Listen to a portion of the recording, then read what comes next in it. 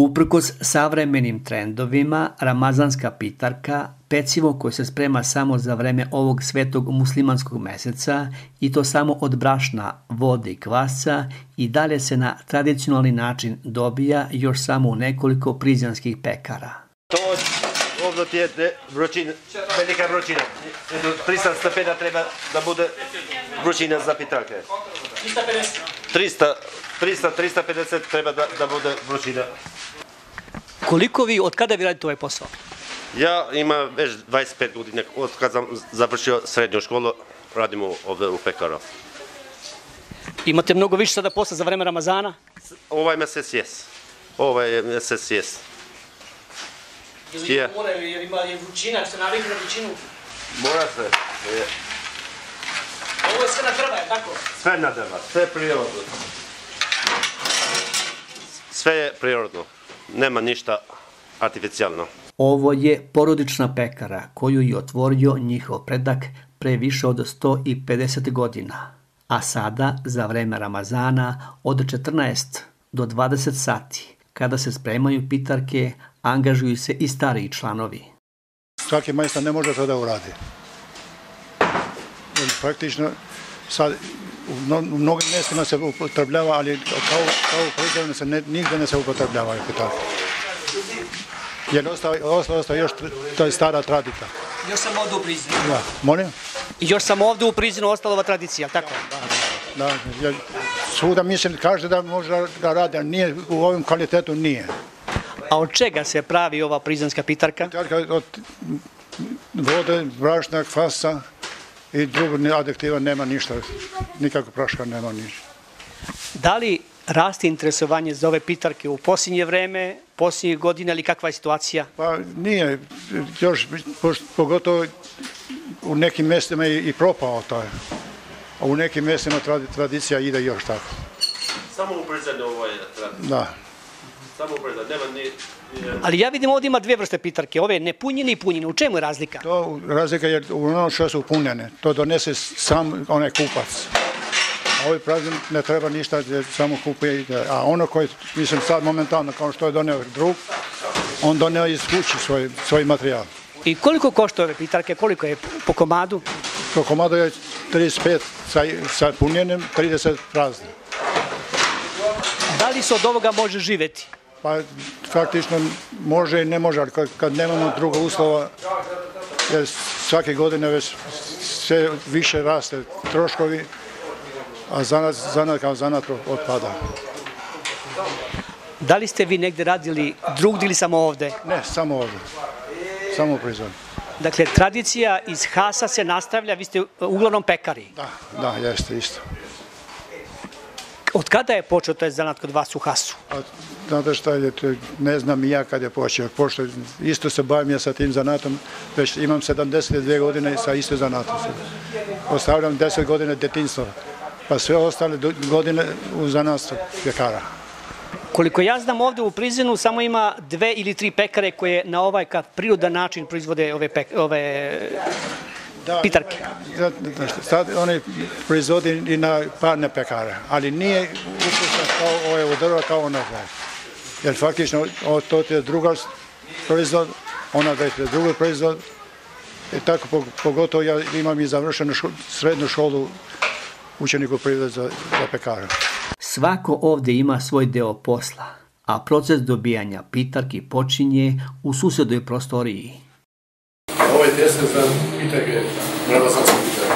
Za ramazanske pitarke tjesto malo veka. Da bi nije zbog pošto treba 5 minuta da se peče pa da izađe. I ovo pitarku treba malo veka. Dakle, ovdje ima samo brašno i voda, šta ima? Samo brašno, voda i kvasnac i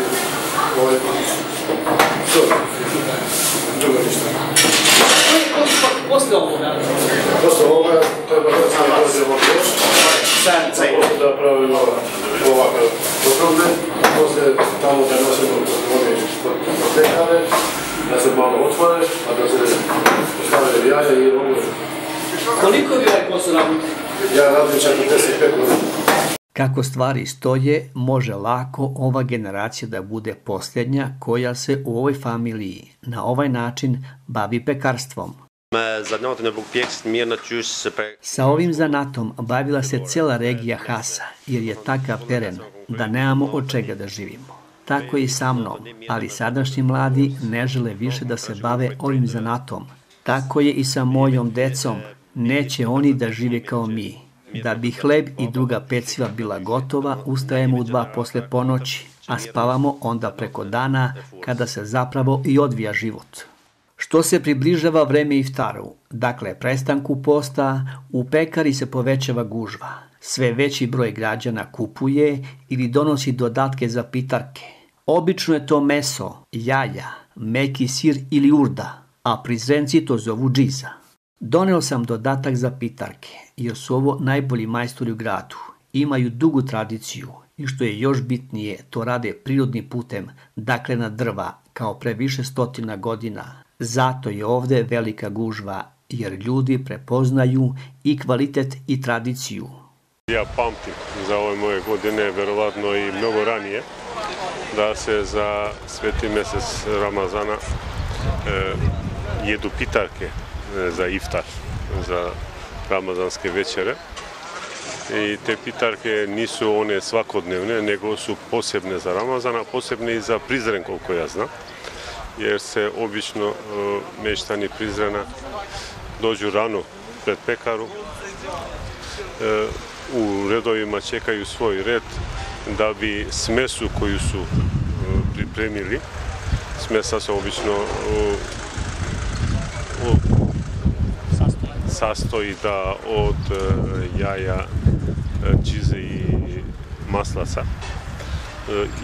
Ali to nije ograničenje, ima ljudi koji se sete svega i svačega, da ima raznih tu smesa, ali se uglavnom svakome pitarke izrade na osnovu te smese koju donose. To su redovi, to se strpljivo čeka i to je jedna za mene mnogo lepa tradicionalna strana Ramazana i iftara.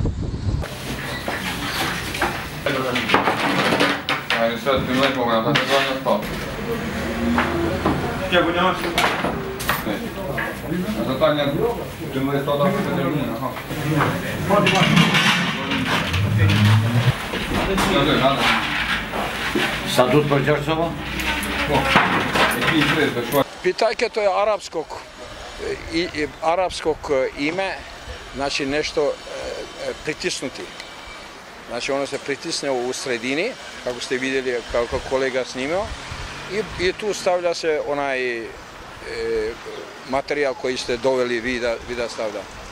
Inače, kako znamo, mi u srednjem vijeku, čak i u Arabiji, islam kad se prijavio u Španiju i u tim u španskim mjestima, tad je i počeo, da kažem, ovaj pizza i ovi drugi stvari da se prave. Imamo u Vučetrnu i u Prištinu radi, pored hamama, pored Sahatkule radi još jedan furun. Na Balkanu u Turskoj ima, u Bursu ima, prošle godine sam bio, znam, i ima negde u Istanbulu, u Eyüp Mahalu, da kažem tako. U njih ima isto tako jedan furun koji radi i oni su po starom tradicijom.